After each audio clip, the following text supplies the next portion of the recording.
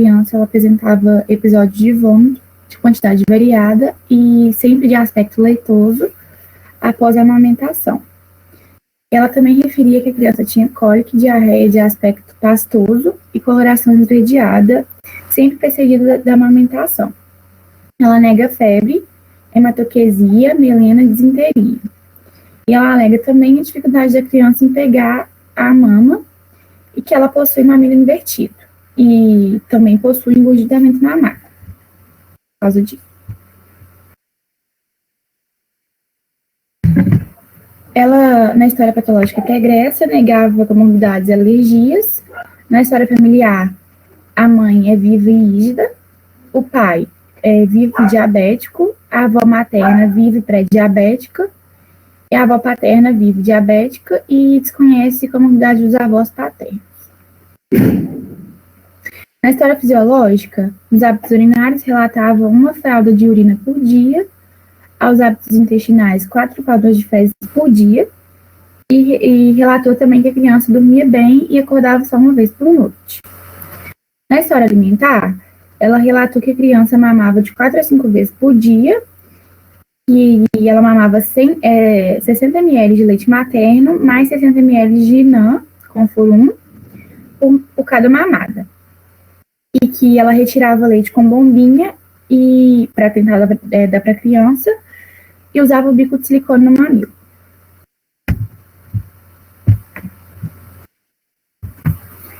Na história vacinal, o cartão de vacina estava completo.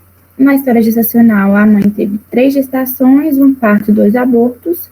Ela referiu pré-eclâmpsia e diabetes gestacional, negou o uso de algum medicamento no tratamento dessas comorbidades, e ela apresentou 2 episódios de infecção do trato urinário.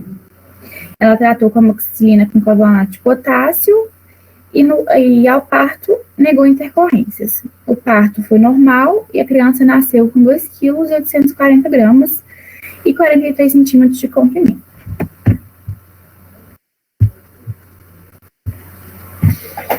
No exame físico, a gente pesou e ela pesava 3,1 kg, o comprimento era 45,5 centímetros, o perímetro cefálico 34,5 centímetros, a face era atípica, a pele corada, a cianótica, nictérica, as mucosas coradas, hidratado, fontanela com 2 polpas digitais, movimentos ativos no leito, semiflexão ativa e a orofaringe normal.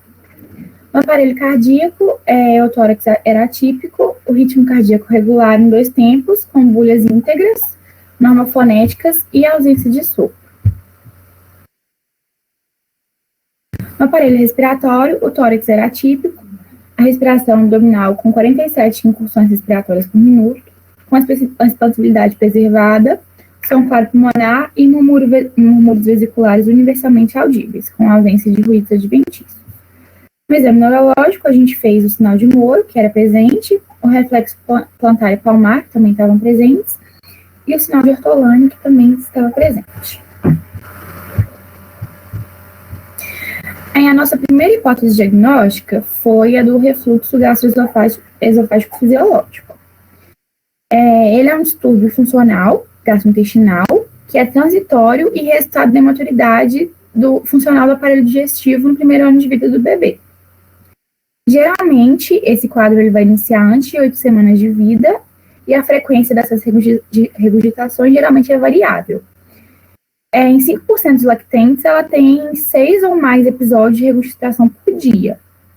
De acordo com a Sociedade Brasileira de Pediatria, essas regurgitações elas vão poder aumentar em número e volume entre 2 e 4 meses, mas depois elas têm que diminuir progressivamente com o aumento da idade. Em 90% e 95% dos casos, elas se resolvem até o primeiro ano de vida, espontaneamente. Algumas características fisiológicas próprias do período neonatal, elas podem contribuir para a maior incidência desse refluxo. Geralmente são a desmotilidade esofágica, o retardo no esvaziamento gástrico e o volume de ingesta proporcionalmente maior, em miligrama por quilo. Essa patologia ela é muito frequente, ela atinge geralmente até 60% dos lactentes. De acordo com o critério de Roma 4, as duas características utilizadas para o diagnóstico da regurgitação do lactente saudável, com idade entre 3 semanas e 12 meses, são a presença de 2 ou mais episódios diários de regurgitação, por pelo menos 3 semanas, a ausência de náuseas, hematêmese e aspiração, apneia, déficit de ganho poderal, dificuldade de alimentação ou deglutição em postura normal. Essas regurgitações que eu mencionei, elas não são acompanhadas de ingestão suficiente de alimentos. Então, isso não vai acarretar danos na desaceleração do ganho poderal da criança, o que é um detalhe importante a ser observado na evolução desse paciente. E também os indivíduos podem apresentar algum grau de desconforto até eructação, mas geralmente não leva a choros frequentes. A segunda hipótese foi de um refluxo gastroesofágico patológico, ou também conhecido como doença do refluxo gastroesofágico. Já é uma doença multifatorial e a principal etiopatogênese são os fatores que prejudicam a competência dos mecanismos anti-refluxo gastroesofágico.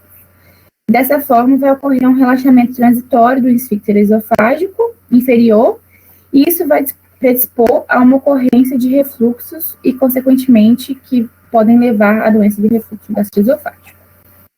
A doença do refluxo gastroesofágico é um refluxo e que, além de ter essas queixas típicas de regurgitação e vômitos, você vai ter outras manifestações clínicas de gravidade que podem ser variável e que vão estar presentes e sendo associadas ou não a complicações que podem acometer, por exemplo, o sistema digestório e respiratório, como pode ser, no caso, a esofagite. E nos lactentes, as manifestações clínicas, nos lactentes, nos escolares e nos adolescentes, as manifestações clínicas são diferentes. Nos lactentes, como é no caso do nosso paciente, a gente pode encontrar sinais e sintomas como vômitos propulsivos, dificuldades durante as mamadas, déficit de ganho poderal, choro prolongado, irritabilidade, alteração na posição cervical, ficando com uma posição arqueada do tronco, saciedade precoce, sintomas disfágicos, recusa alimentar e alterações no sono, geralmente com sonos intranquilos e também com manifestações extras gastrointestinais, que pode ser, por exemplo, tosse crônica, pneumonia recorrente, laringite de repetição, rouquidão, pigarro, sibilos e até asma brônquica. E a nossa terceira hipótese foi a estenose hipertrófica do piloro, que é uma patologia relativamente comum na infância, com incidência de 0,3% em recém-nascidos, e é uma obstrução quase completa do canal pilórico, em decorrência da hipertrofia da musculatura circular do piloro. Os meninos são mais frequentemente afetados que as meninas, em uma proporção de 4:1, e a doença acomete principalmente em primogênitos.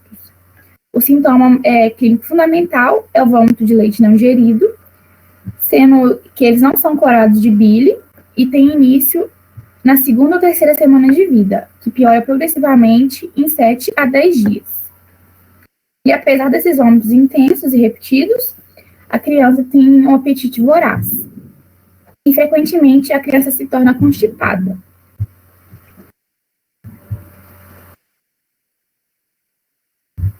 As manifestações clínicas, são essas que eu falei. E aí, a conduta que a gente fez para a mãe foi deixar a criança na posição vertical, próxima ao corpo dela, enquanto amamentasse, e que ficasse com a criança nessa posição em torno de 30 a 20 minutos. Para manter os 120 ml de leite sobre o livre demanda da criança, e a gente orientou ela a continuar a tentar amamentando com leite materno, e a gente explicou todos os benefícios desse leite para a criança, com o menor risco de doenças crônicas futuras, com hipertensão, e a gente pediu para ela retornar em 1 semana. Aí, na outra anamnese, a mãe já relatou que a criança estava se alimentando melhor, sem muita dificuldade, que a pega da criança estava melhor e que ela estava conseguindo amamentar com mais frequência, mas ela continuou complementando com não. Os episódios de cólica e regurgitação estavam menos frequentes e indicaram diminuição nos episódios de refluxo gastroesofágico. Na história fisiológica, ela aumentou o número de fraldas de urina por dia e a de fezes também. A coloração manteve amarela esverdeada e a criança não apresentou nenhuma dificuldade ou dor. A mama da mãe estava menos endurecida, mas ela ainda relatou dor e ardência. E o sono do bebê também estava preservado. Ela continuou acordando 2 vezes por noite. Na história alimentar, ela continuou amamentando com leite materno 6 vezes ao dia, porém ela começou a complementar com 120 ml de NAN 2 vezes ao dia. Antes era 60 ml. Ao exame físico, o bebê apresentou 3,320 kg, 48 centímetros e meio e no perímetro cefálico 35 centímetros. Tinha fásceis atípica, pele corada, cianótico, anictérico, as mucosas coradas, hidratado, a fontanela em 2 polpas digitais, movimentos ativos, semiflexão ativa e a orofaringe também estava normal. No aparelho cardíaco, o tórax era atípico, com ausência de frêmitos, ritmo cardíaco regular em 2 tempos, com bulhas íntegras, normofonéticas e com ausência de sopro cardíaco. No respiratório, a respiração era abdominal, com 47 incursões respiratórias por minuto, a expansibilidade estava preservada, o som era claro pulmonar e os murmúrios vesiculares estavam universalmente audíveis, com ausência de ruídos adventícios. Fizemos de novo o exame neurológico, o reflexo de Moro estava presente, o reflexo plantar e palmar estavam presentes e o sinal de ortolânio também estava presente. Como foi feito o diagnóstico? A gente afastou a doença do refluxo gastroesofágica, porque a paciente não apresentava choro prolongado, irritabilidade, alteração na posição vertical, cervical, não tinha saciedade precoce, não tinha sintoma disfágico, não tinha recusa alimentar e nem alterações no sono ou alguns sintomas extra-gastrointestinais. Em primeiro momento, a gente podia pensar nessa doença, porque a paciente apresentava um déficit de ganho ponderal, mas como a gente percebeu, após a mãe adotar as nossas orientações, a gente percebeu que a criança teve uma melhora significativa e conseguiu ganhar peso, então a gente conseguiu afastar a causa de doença do refluxo gastroesofágico e que a dificuldade do ganho de peso era pela dificuldade da mãe conseguir dar leite. A gente afastou também a estenose hipertrófica do piloro porque ela inicia os sintomas mais comumente na 2ª ou 3ª semana de vida, como esse bebê apresentava na primeira consulta 15 dias de vida, a gente pôde considerar essa hipótese, mas por outro lado, ela se apresentava com quadro de diarreia, que contradizia essa queixa de constipação da estenose, que é mais comum a criança estar constipada. E apesar do paciente apresentar o início de vômitos de leite não ingerido, no segundo momento ela apresentou a melhora do quadro depois das orientações que a gente deu. A gente fez o diagnóstico como refluxo gastroesofágico fisiológico. Depois a gente colheu a história e exame clínico minuciosos, que determinaram que o lactente não necessitava de investigação laboratorial, radiológica ou endoscópica. O diagnóstico diferencial muitas vezes não é fácil, principalmente quando o lactente tem choro intenso como principal sintoma associado, irritabilidade ou sono tranquilo, que não foi esse o caso, mas que pode acontecer muitas vezes. E nessas situações, quando ainda é mantida a boa aceitação alimentar e o ganho ponderal adequado, o diagnóstico também tende para o refluxo fisiológico. Mas é bom lembrar que também é preciso ser feito o acompanhamento da evolução após as orientações dadas para a mãe.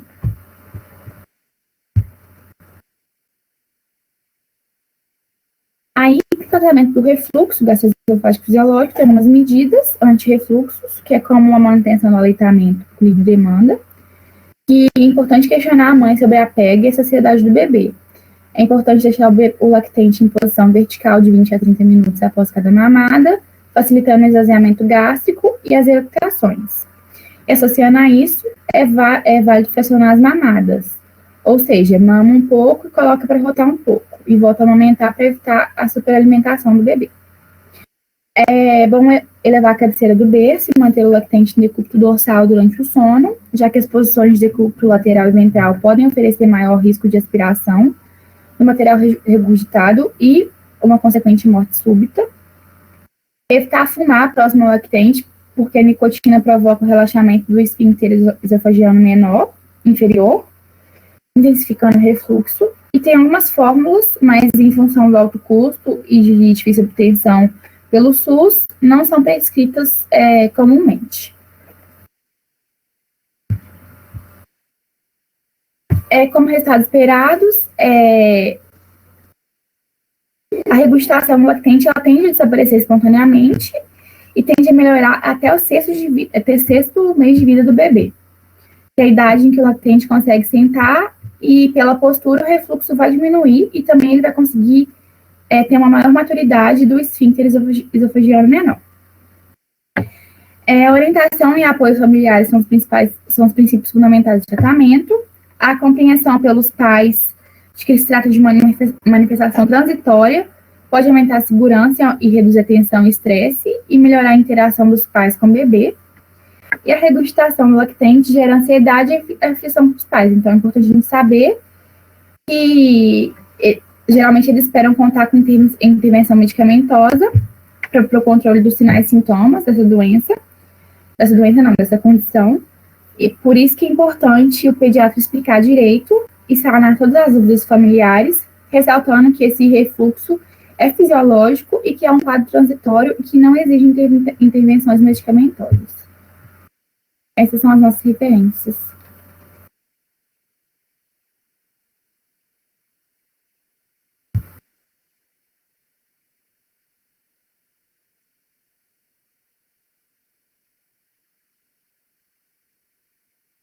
Parabéns, Isabela, pela apresentação.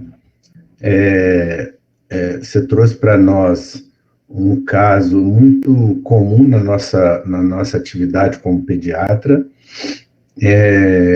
Aí você abrangeu muito bem a puericultura, teve uma queixa, vocês avaliaram tudo, pesou, viu o ganho de peso, orientou a amamentação, tentando uma pega mesmo com o mamilo invertido. Depois vocês foram acompanhando, né, pedindo retorno, e não avaliava única e exclusivamente o peso, reavaliava a criança como um todo, até porque na primeira avaliação, às vezes pode ter passado alguma coisa. Vocês fizeram uma nova reavaliação, né, completa do exame físico da criança. E mostrando, né, que às vezes a gente vê alguns casos, por exemplo, que a mãe leva num hospital e a criança vem tomando já medicação, né? É uma grande preocupação da família, né, em termos de ver a criança regurgitando todos os dias, pós-mamada, uma série de situações. Então ela tem que ter muita confiança, você tem que estar muito firme no diagnóstico, mostrando que isso é um quadro transitório, isso vai passar. E você dá condições para a família a qualquer momento levar a criança para a gente avaliar, né? E você falou muito bem também das drogas, dos leites anti-refluxo, que é extremamente caro, né? Você imagina se a criança não está amamentando por algum problema qualquer e não está usando fórmula, está usando leite de vaca, né? A gente tem que ajustar tudo isso, porque é um refluxo fisiológico. É importantíssimo distinguir mesmo todas essas características que você colocou aí, distinguindo o que é um refluxo fisiológico e patológico, né? Para a gente levar em consideração e ver a evolução da criança. Mostrou, eu tinha até anotado aqui que você falou que ele tinha, a diurese era uma vez, depois vocês conferiram novamente a diurese, mostrando que o processo está em regressão, que a criança está mamando bem, além só do peso, né? Que é um dado que a gente passa normalmente para a família para acompanhar em casa. Eu só queria, sim, fazer uma pergunta que eu não sei se eu entendi mal. Você colocou sinal de ortolâneo pose presente. O que quer dizer? O que é o sinal de ortolâneo e o que é presente? É quando a gente faz aquelas, não sei se é semiflexão, se é essa a palavra certa. Flexão, coabdução e extensão do quadril. Isso, é negativo no caso, estava errado. Porque o que você está investigando, se ela tem defeito de formação do quadril. Quando você colocou presente, então é como está, é negativo. Sim, a gente escreveu errado. Só esse detalhe, só para chamar a atenção da turma, né? Desse teste que a gente faz no bebê pequenininho. Eu estou satisfeito, a gente pode passar para outra apresentação e, mais uma vez, parabéns pelo trabalho que vocês mostraram aí hoje. Obrigada. Grupo H, né?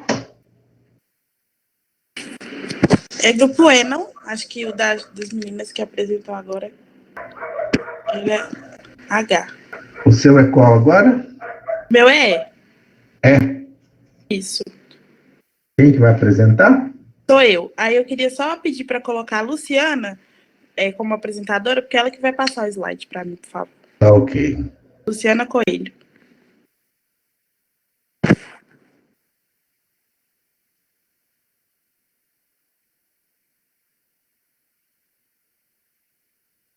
Ok, prontinho.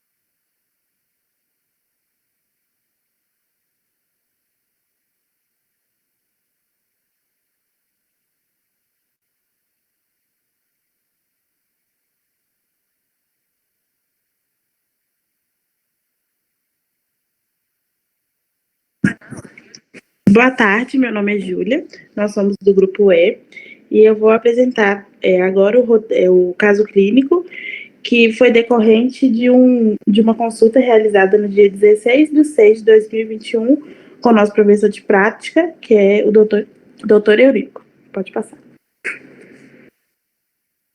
Essas são as integrantes do grupo.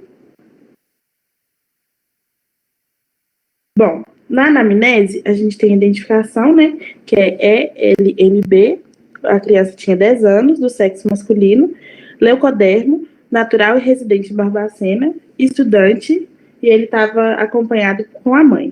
A QP dele era dor na barriga há 1 ano. Isso. Pode passar. Aí na anamnese, na HMA, a mãe relatava que há cerca de 1 ano o paciente iniciou o quadro de dor abdominal infocilíaca esquerda. Ela não soube indicar para a gente qual era o padrão dessa dor, mas ela relatou que ela ocorria de forma bem esporádica. Ela negou fatores de piora e como fator de melhora foi citado o repouso. O paciente alega que o quadro é associado com uma palidez cutânea e com períodos de diminuição do trânsito intestinal, negando febre e vômito. O último episódio foi há cerca de 1 semana. Na história patológica pregressa, a gente tem que ele não tinha sem doenças prévias e uso de alguma medicação, e ele passou por uma internação devido a um procedimento cirúrgico, que foi a adenoidectomia. Nega alergias e o cartão vacinal dele estava completo. Na história fisiológica, o paciente apresentava um hábito fisiológico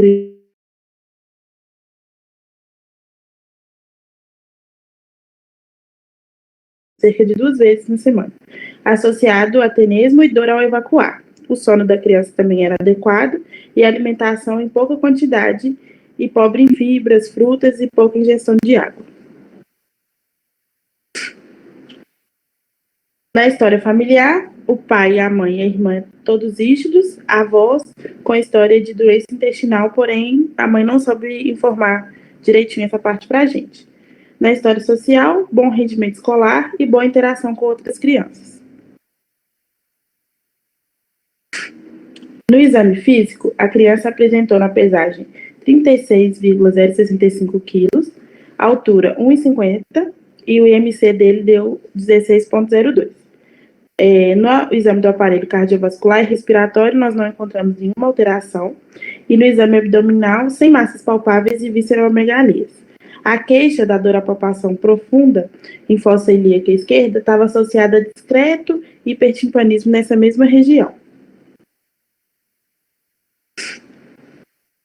Durante o exame físico, notou-se a presença de uma massa pouco móvel em região deltoidiana direita, queixa de aparecimento há cerca de 3 meses com quadro de dor à palpação.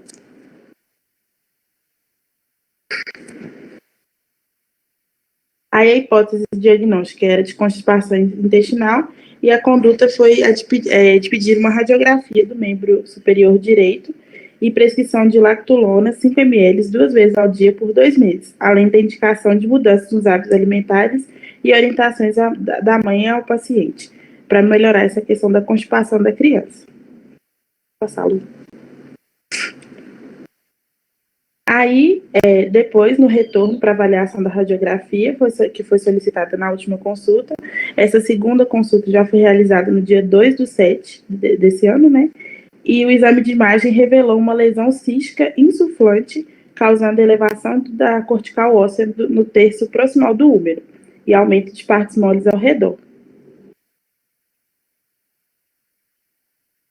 Aí essa parte que está circulada é a parte da radiografia. Essa radiografia é a radiografia que foi tirada e que a gente teve acesso, e ela mostra essa elevação, essa massinha no membro superior direito da criança. Pode passar.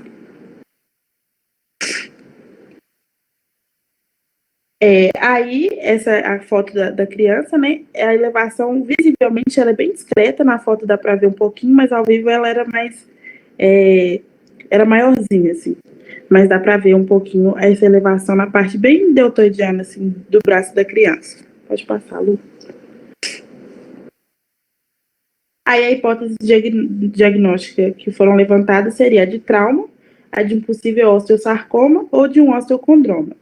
E a conduta foi a solicitação de ressonância magnética e pediu o retorno para ver o que tinha dado nos exames. Aí agora vamos falar um pouquinho das hipóteses diagnósticas.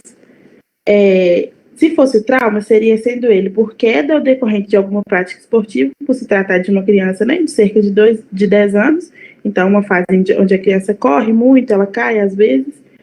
Já o osteosarcoma seria um tumor ósseo maligno, mais comum em crianças e adolescentes, de crescimento rápido e progressivo, geralmente acometendo a porção metafisária de ossos longos.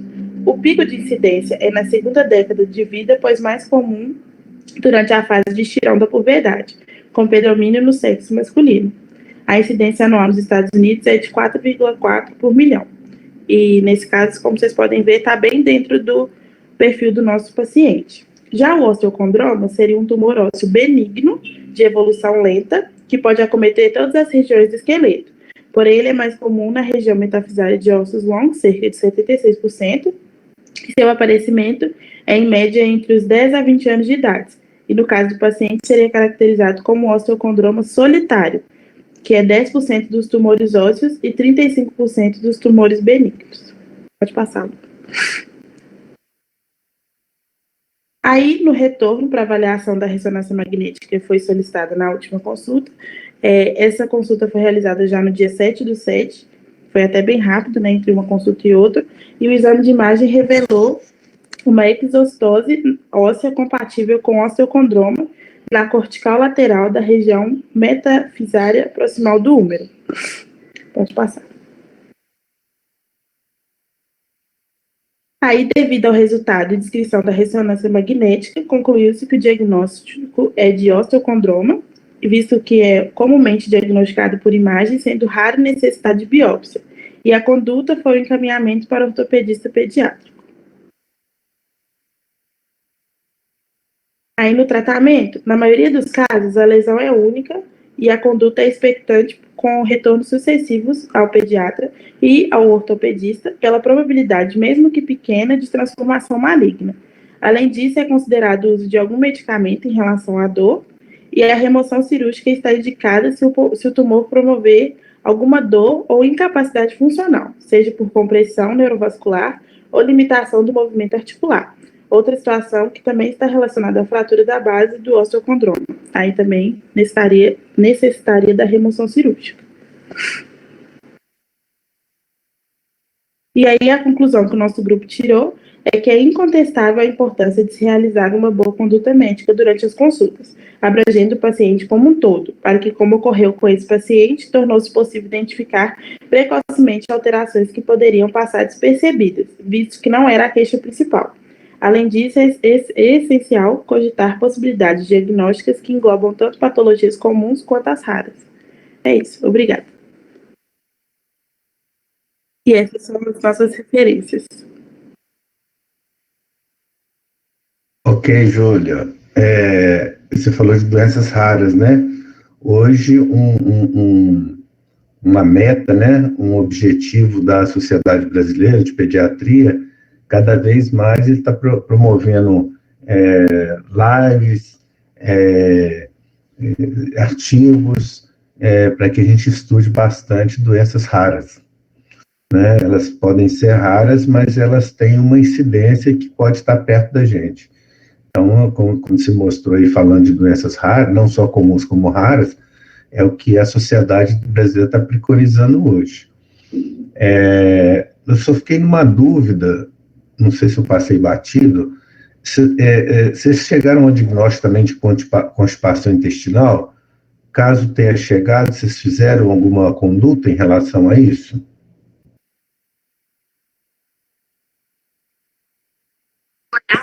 Sim, o doutor Eurico chegou, né, a identificação da constipação intestinal, e aí ele passou o remédio e deu as orientações para a mãe, porque a mãe alegava que o filho não comia muita verdura, não tinha muitas fibras na alimentação, não bebia muita água, e aí teve essas prescrições em relação à mudança da dieta. E passou lactulona, né? Isso, foi lactulona. Ok, muito bom. Hoje nós estamos com casos, né, muito frequentes e que dá muito difícil, né, para os pais em relação a uma criança vomitando o tempo inteiro, né? E estamos diante também de um caso que não é tão comum, por isso que a gente tem que prestar muita atenção e não deixar passar, mesmo que seja um oscondrome, que é um tumor geralmente benigno, mas a evolução para malignidade existe, mesmo que seja pequena, existe. Ok, muito bom. Nós já podemos passar para a próxima apresentação. Qual o grupo que vai apresentar?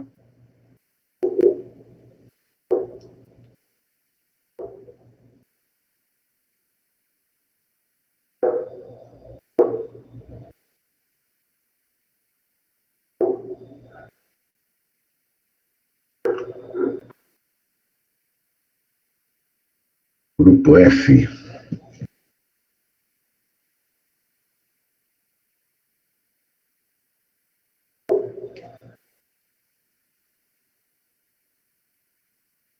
Olivia, pode ficar à vontade aí, viu? Vou colocar você como apresentadora, né?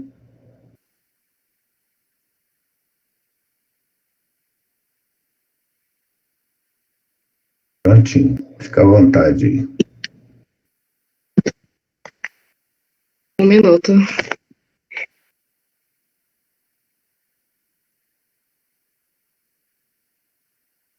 Professor, você pode colocar o. É porque deve ter dois Lívias. Você pode colocar o que não tem móvel, porque é pelo meu computador que eu vou colocar os slides, se não for incomodar.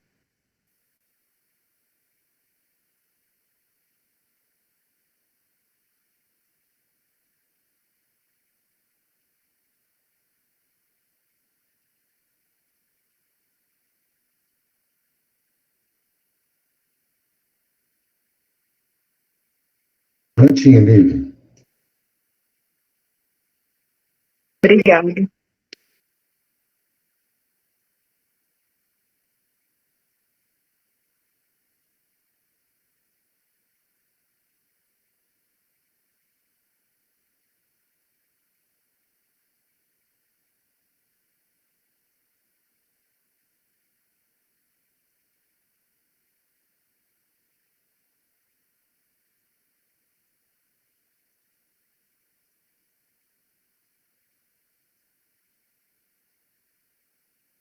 Tá carregando.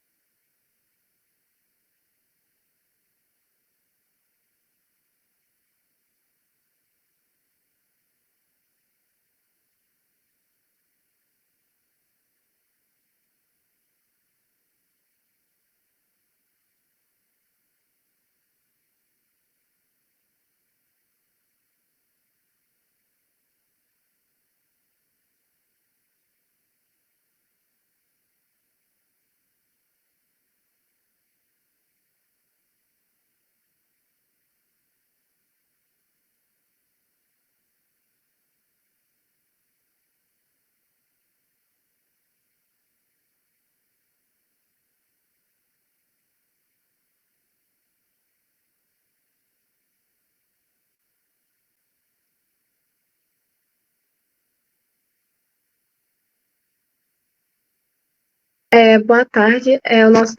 O relato de caso vai ser. Eu vou representar. Boa tarde. Eu vou apresentar hoje o relato de caso do grupo F. E como a gente não teve as práticas, a gente trouxe um relato da internet. Esses são os integrantes do grupo. Então, para começar, a identificação é um paciente de 10 anos, do sexo masculino, branco, que trouxe uma queixa de dor na barriga e febre há 5 dias.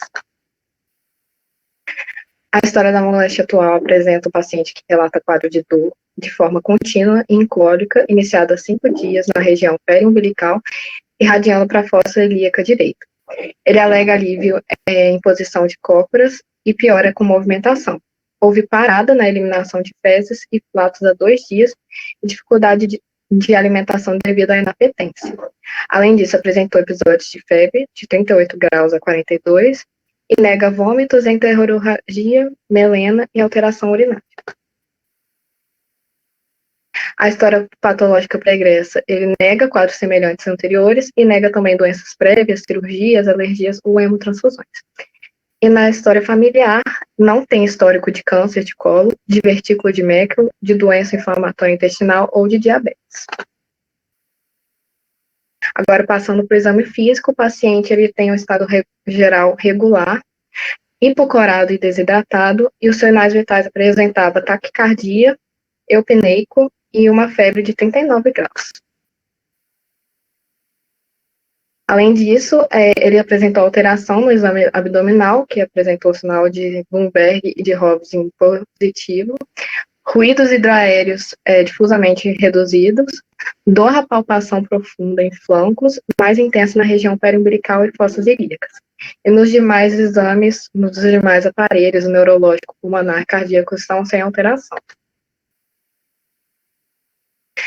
Juntando todas essas informações, a gente ficou entre 3 hipóteses diagnósticas, que é a gastroenterite, intuscepção e apendicite aguda, que a gente vai falar mais detalhadamente nos próximos slides.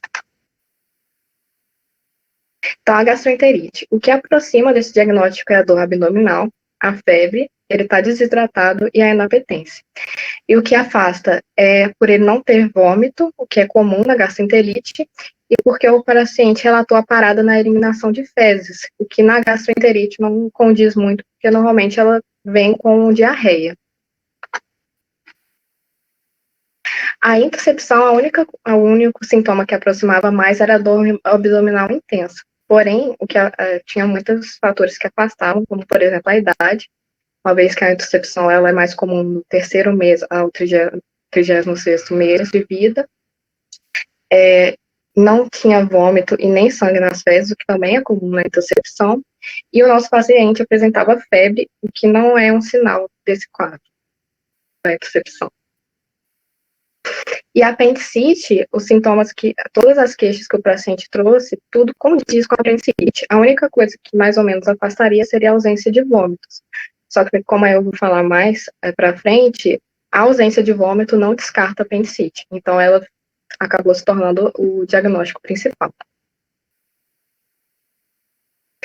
Então, falando da apendicite, em um contexto geral, a apendicite é uma doença inflamatória aguda e é a causa mais frequente de abdômen agudo cirúrgico. A sua etiologia ela não é muito bem compreendida, mas a principal tese é de uma obstrução da saída, que vai gerar um aumento da pressão intraluminal e distende o órgão e compromete a drenagem sanguínea. Aí, o conteúdo intraluminal que fica ali parado, fica em estase, e os danos isquêmicos, eles favorecem uma proliferação de bactérias que podem induzir uma resposta inflamatória. Uma das complicações é a perfuração, e o órgão, como ele fica lesionado, fica isquêmico, hipóxico, ele começa a apresentar ulcerações que atingem a serosa, originando a dor peritoneal. E há 3 formas de classificar a apendicite, que é de acordo com os aspectos macroscópicos na abordagem cirúrgica, que é o simples ou focal, supurativo e a gangrenosa. E, como eu tinha falado antes, o vômito ele está presente em 50% a 75% dos casos, por isso que só a ausência ela não descarta o diagnóstico. É muito importante ter cuidado com crianças e idosos que têm a apendicite, porque eles normalmente não encontram os sintomas clássicos. E por isso que às vezes é difícil fazer o diagnóstico deles. Mas aí quando eles vão procurar o atendimento, às vezes já aconteceu uma complicação, como por exemplo a perfuração. E também é muito importante a gente ter atenção ao exame físico, dar importância a ele, porque a apendicite aguda ela pode apresentar todos esses sinais, sinal de Gutenberg, de Robson. Aí aqui estão alguns dos sinais e como que faz eles, como é que é feito na prática. Muitas das vezes o diagnóstico é na clínica e até foi formado essa escala de Alvorado, que ela calcula, ela identifica qual a possibilidade de ser apendicite o caso. Aí faz a pontuação. Mas pode ser também, se tiver ainda dúvidas, pode ser feitos exames complementares.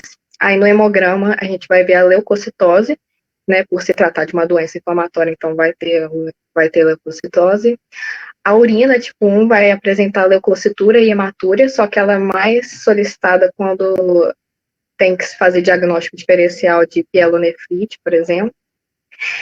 A ultrassonografia abdominal ela pode ajudar bastante, porque além de o paciente reclamar, queixar de dor, vai ser possível identificar uma estrutura tubular com fundo cego e que ao redor vai estar cheio de líquido que quase diagnostica a apendicite. A radiografia simples não é tão comum, mas ela pode identificar o acúmulo fecal no seco e a alça sentinela. E a tomografia computadorizada, ela identifica as mesmas coisas que a ultrassonografia, só que não se mostra melhor do que a ultrassonografia. A conclusão é que, embora o nosso paciente ele tenha o padrão clínico clássico, não é tão comum ele aparecer em crianças. E a apendicite, ela é mais comum em adultos jovens. E assim a gente vê a importância de descartar diagnósticos diferenciais e de ter vários diagnósticos diferenciais. E sempre que tiver dúvida, pode ser feito o exame de imagem para confirmar. Essas são nossas referências, o nosso caso clínico é esse 2 aqui, que a gente pegou no Sarnamed. Muito obrigada.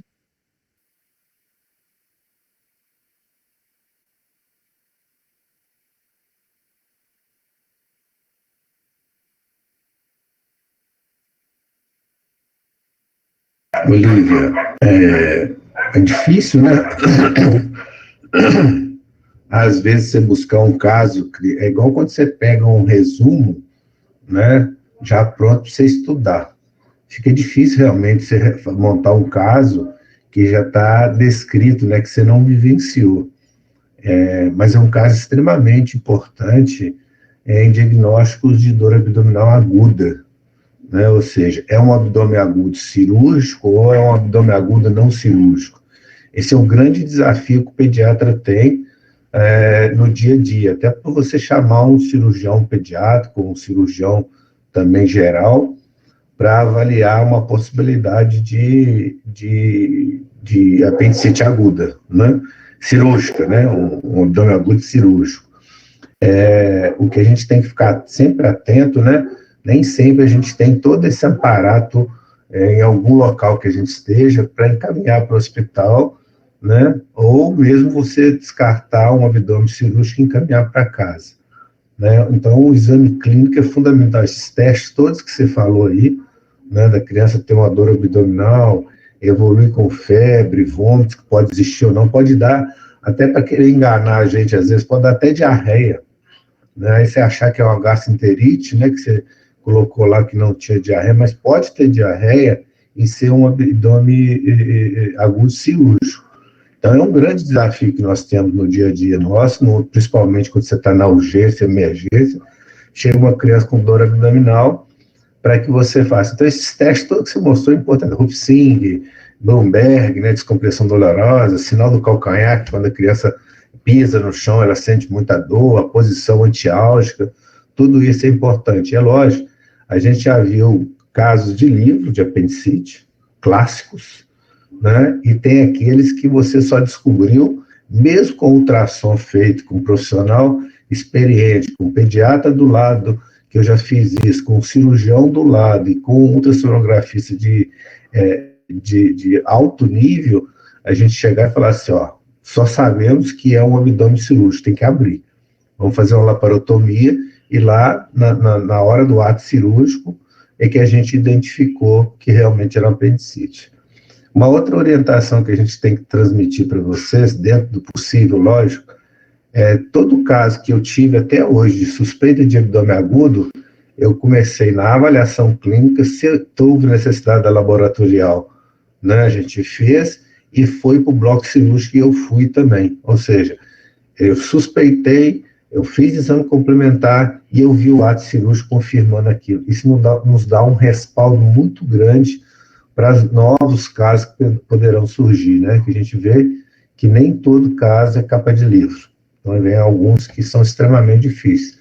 Então, é um caso interessante, né? Que todos têm que levar em consideração, principalmente quando você estiver por aí afora no internato, né? No DSPL pode ter algum local em que vocês estejam que examinar uma criança ou mesmo um adulto, né? Um caso que você examina hoje pode ser descartado, mas em 48, 72 horas, esse caso já pode estar evoluindo para uma peritonite, igual você falou, né? Uma peritonite porque você não acompanhou esse caso com assim, mais de perto, né? Então, isso aqui, muito bom. Parabéns ao grupo de ter escolhido um caso que é muito frequente, assim, entre aspas, nos casos de abdômen agudo cirúrgico, é o principal, né? De caso de abdômen agudo cirúrgico na criança. Podemos passar para o próximo grupo.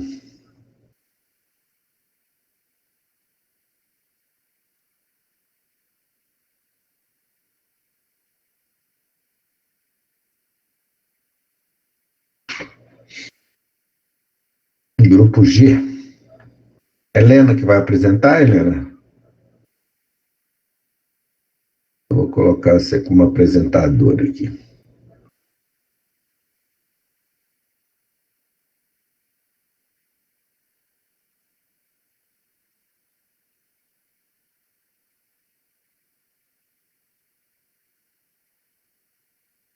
Prontinho, Helena, pode ficar à vontade aí, tá?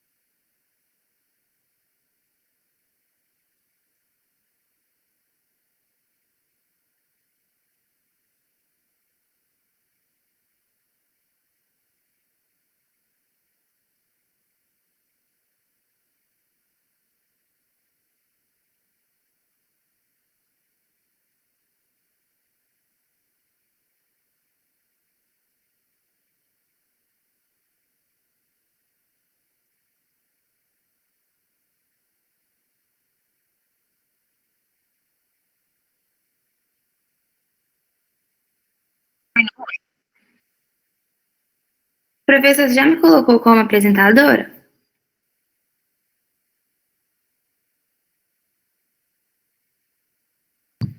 Já sim, Helena, já estou visualizando seu nome aqui na apresentação.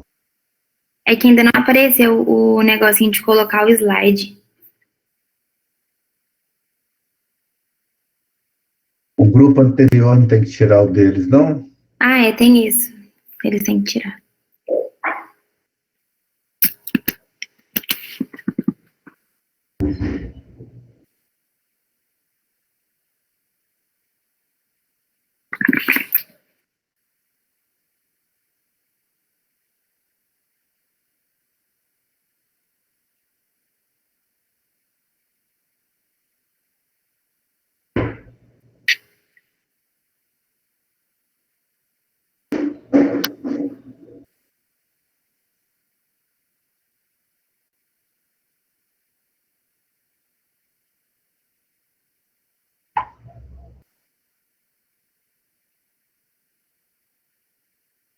Por um acaso tem aquele vinho que a gente gosta aí na sua casa?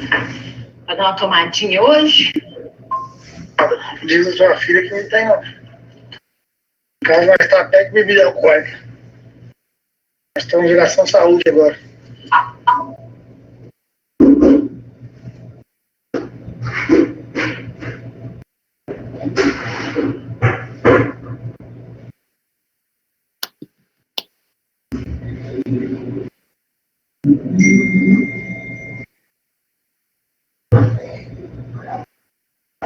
Professor, você consegue tirar o slide? O povo não tá respondendo.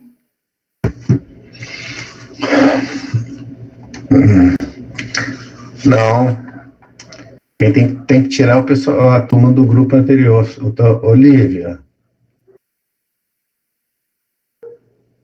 você tem que tirar a sua apresentação, Olivia. Eu vou colocar você de novo como apresentadora para você tirar.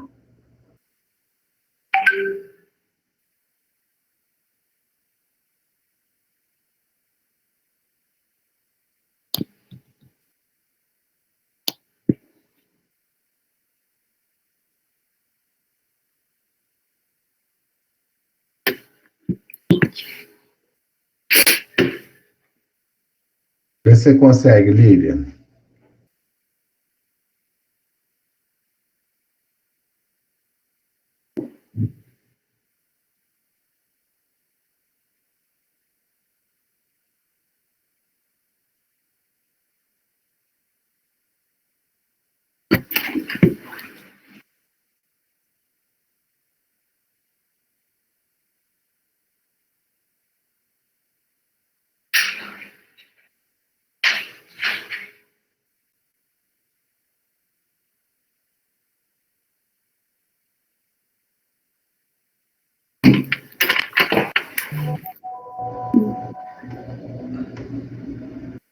É, saiu, mas ainda não apareceu o... Ah, agora apareceu.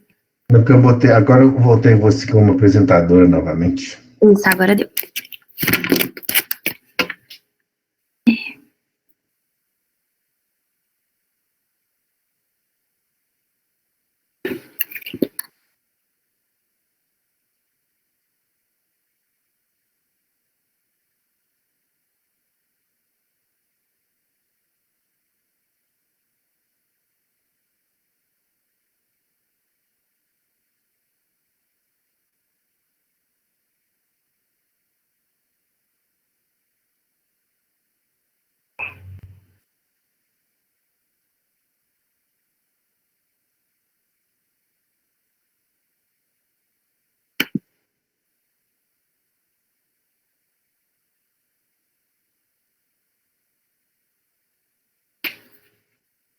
Vocês estão vendo, gente?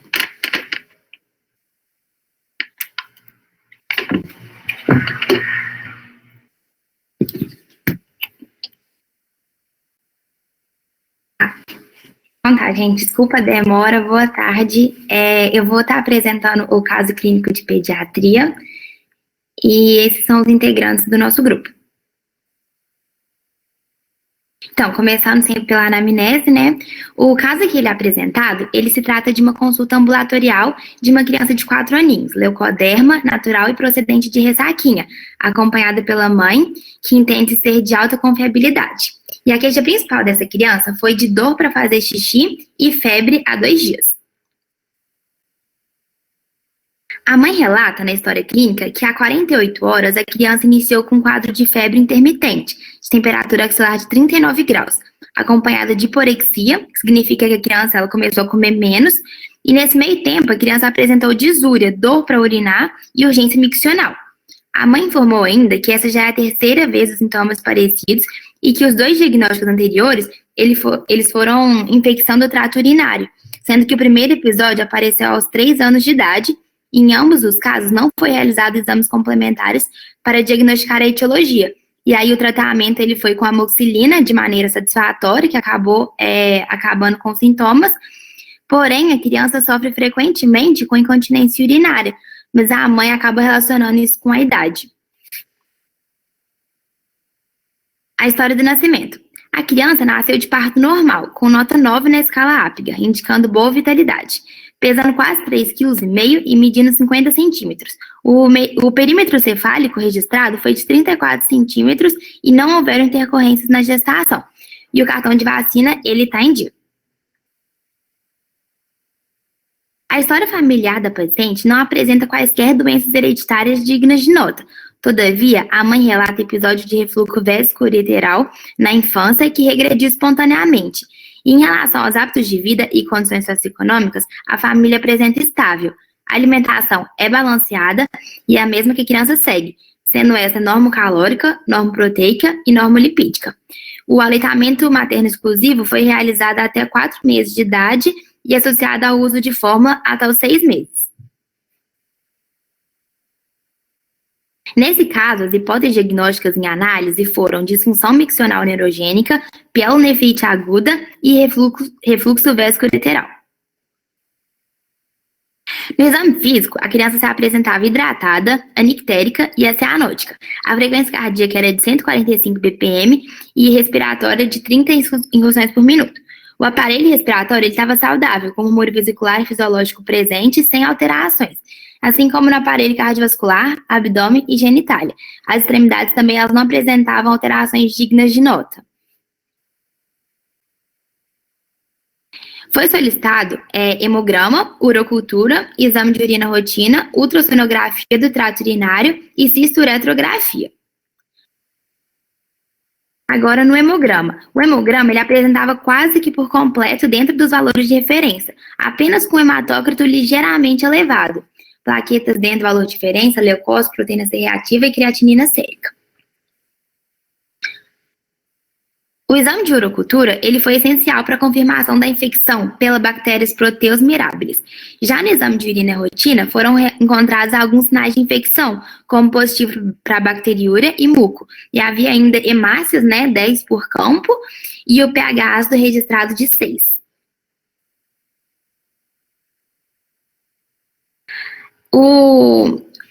Ultrassonografia, ela foi indicada ultrassonografia dos rins, ureteres e bexiga antes e depois da micção. Esse exame ele é utilizado para avaliar o tamanho dos rins, presença de hidronefrose e cicatrizes renais. E nessa imagem circulada tem o que seria o resultado do nosso paciente, mostrando dilatação discreta da pelve e dos cálices renais. No exame de ultrassom e na classificação utilizada hoje, de 0 a 100, sendo 0 normal, o paciente estava classificado como 2º grau. Mas ressaltando, gente, que eu falei que essa é a classificação na ultrassonografia. Já na tomografia computadorizada, haverá outra classificação, que eu vou falar. A cisto-uretrografia miccional, ela é recomendada na ITU febril recorrente e ou nos casos em que existem alterações do trato urinário, a ultrassonografia. É o principal exame diagnóstico e promove a avaliação inicial do refluxo vesicoureteral. Recomenda-se que ela seja feita na ausência de infecções do trato urinário e com cobertura antibiótica. Ela possui ainda a vantagem de fornecer um detalhamento anatômico interno da bexiga e da uretra. A gravidade do refluxo ela é determinada por graus, de 1 a 5. 1 o contraste ele atinge apenas o ureter. No 2, o contraste atinge a pelve e os cálices sem dilatação. 3, o contraste ele promove leve ou moderada dilatação da pelve ou dos cálices, que é o nosso caso, né? No 4, tortuosidade do ureter e dilatação da pelve renais e cálices. E no 5, a dilatação severa do ureter, pelve e cálice. E assim também, né, a perda das impressões papilares.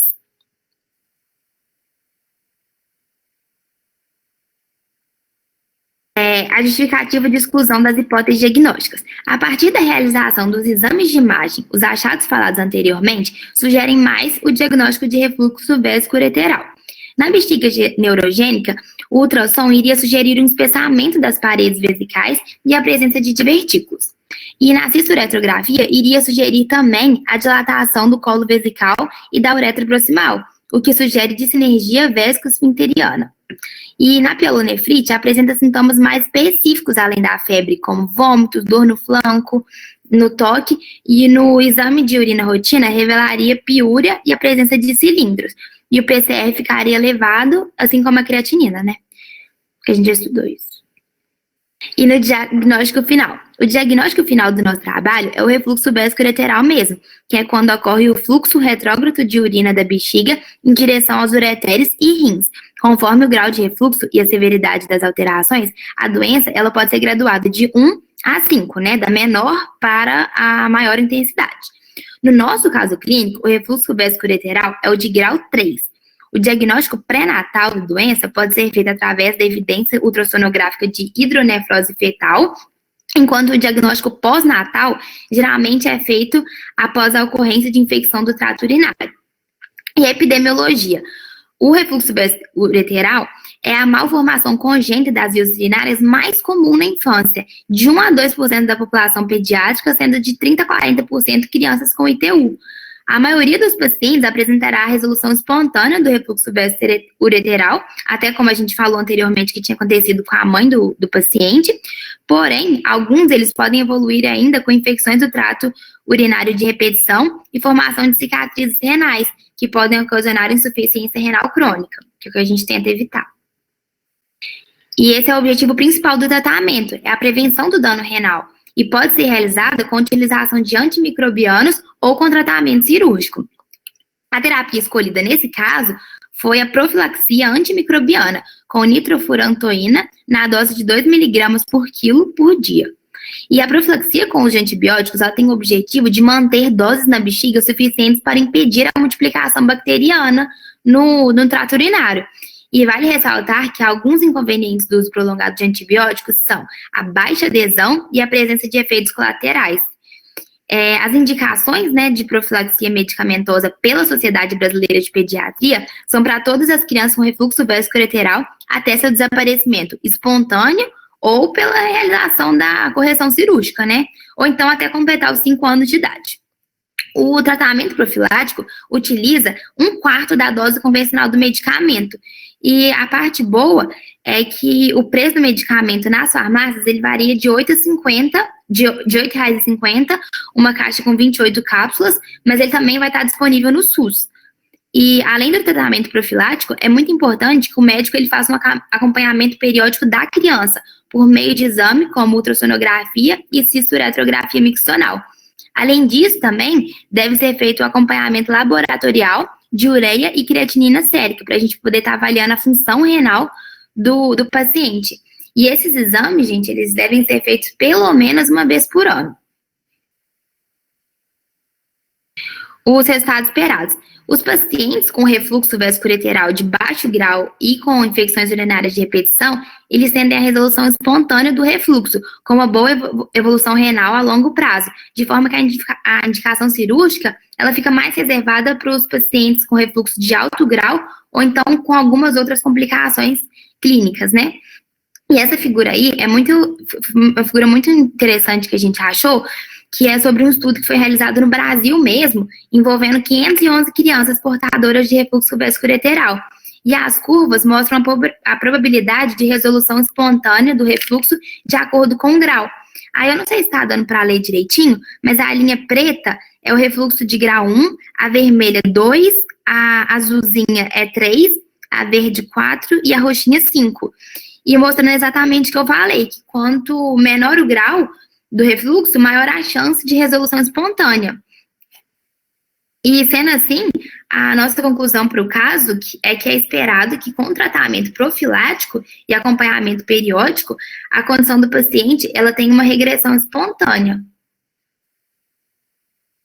Essas foram as referências que a gente usou para realizar o trabalho. E muito obrigada, gente, pela atenção. Desculpa a demora.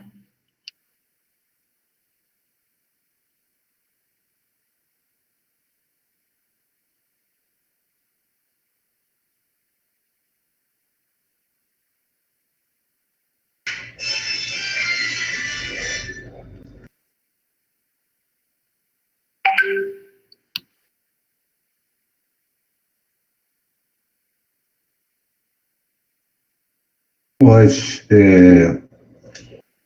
por hoje a gente termina, e à medida que você foi apresentando, Helena, a gente foi repassando aqui na minha cabeça a aula de infecção urinária que a gente teve, né? Ou seja, reforçando exatamente o caminho, né? Você vê, você tem uma história materna de refluxo, né? Isso talvez não seja uma condição predisponente, mas ela tem uma história de refluxo, provavelmente pode ter tido infecção urinária, até para chegar a esse diagnóstico na mãe de refluxo vésico ureteral, ela deve ter tido infecções, né? Provavelmente de repetição. Você teve uma criança que apresentou infecções e teve infecções de repetição, né, com a bactéria diferente da Escherichia coli, ou seja, mostrando qual que é a importância de você ter o primeiro caso de infecção urinária, né, o que é recomendado, em que você investiga pelo menos a ultrassonografia. Então, se você já faz a ultrassonografia só, que não é um exame invasivo nem nada, e ele já dá alterado, né, aí parte naquele outro caminho. Se não fosse infecções de repetição, né? Se não fosse infecções de repetição. Mas ali você já tinha infecção de repetição, o germe ativo tinha incontinência urinária, tudo isso para você pensar e investigar mais, né? Ou seja, é aquilo que foi realizado. Uma ultrassonografia, uma eretocistografia, poderia ter sido feito também uma cintilografia? Poderia, até para você ver se já está com formação de cicatriz, né, por várias infecções, por presente de refluxo GAL3, né, que é esse refluxo que é muito tranquilo, do 4 para 5 é que dá muito mais complicações, se discute ainda se você faz quimioprofilaxia ou não com o terceiro, mas com essas alterações já, né, a nível de cálice, etc., é perfeito você fazer uma quimioprofilaxia. E aquele acompanhamento que você determinou ali, muito bem colocado, né, de você acompanhar, pelo menos anualmente, ver se teve alguma sequela, porque se tem um dano renal, né, que você mesmo falou lá, vamos fazer aqui em profilaxia, que o objetivo é não causar dano renal. Então, às vezes, 2 infecções, 3 infecções, pode ser que o dano renal, né, uma cicatriz, chamada anteriormente cicatriz renal, pode já ter ocorrido, né, mas o caminho, a sequência é mostrando para a gente que realmente a infecção urinária, me parece, né, que foi feito o diagnóstico através com coletor de jato médio, né, não foi feito nem por sondagem e nem por punção suprapúbica, mas a história é rica, né, o exame, o GRAM, não vi o GRAM, mas está com piores incontáveis, mostrou que realmente tinha uma infecção, mesmo com o exame que não seja os melhores, que é a sonda vesical e a punção suprapúbica. Por quê? Porque vocês detectaram logo na frente um grau de refluxo vésico uteral grau 3, né? Então, aquela ideia de falar, o melhor exame é a sondagem e a punção suprapúbica. Ok, beleza. Mas, na prática, às vezes, dá para você analisar, dá para você ver como é que foi a coleta, ver a história clínica, né, e que nos dá respaldo para seguir em frente no acompanhamento, no tratamento. Foi feito um tratamento inicialmente, né, você relatou, e com amoxicilina, né, não sei se vocês lembram, a amoxicilina é um medicamento que altera muito a flora intestinal, pode selecionar a bactéria. Quando você faz a amoxicilina com clavulanato, tem uma boa indicação, mesmo com alteração da flora. Agora, a amoxicilina pura não é uma indicação muito boa. Então, pode ser até que nas primeiras infecções que ela teve com a amoxicilina não foi resolutivo, né? A gente pode pensar dessa forma. E a quimioprofilaxia com a nitrofurantoína e nitrofurantoína é a mais indicada mesmo, como você relatou, é a preferência que a gente tem para fazer quimioprofilaxia. Não só porque ela tem um efeito muito bom, pelo custo e etc, etc.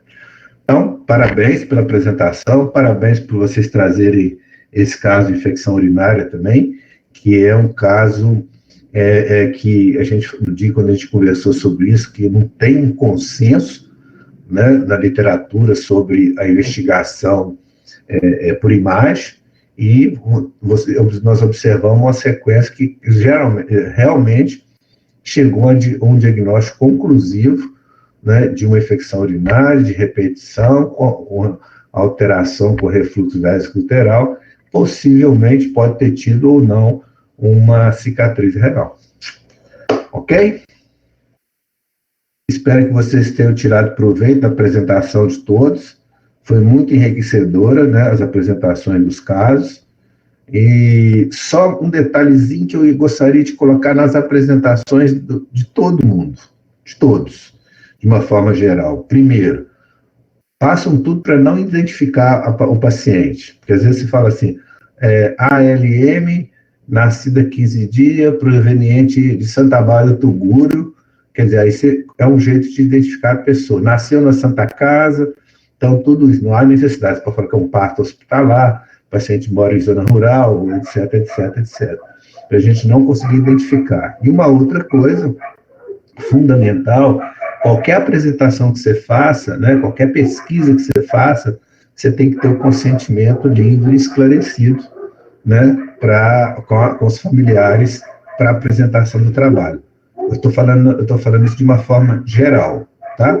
Não é criticando ninguém, é orientando para que vocês não esqueçam dessa parte da bioética, né, que nós vamos estudar no próximo semestre, que ainda não cursou com a gente, não teve esse bate-papo com o bioética. Então, muito bem, parabéns a todos, um resto de semana agradável para todo mundo, e nós nos encontraremos na semana que vem, na segunda, né, e na quinta já está a nossa provinha aí, muito simples que eu digo assim, bem objetiva, bem direta. Vocês vão ver que está uma facilidade, né? Quem leu, estudou, vai ficar muito tranquilo para fazer a prova, ok? Então, um abraço a todos, uma boa noite, espero revê-los em breve aí.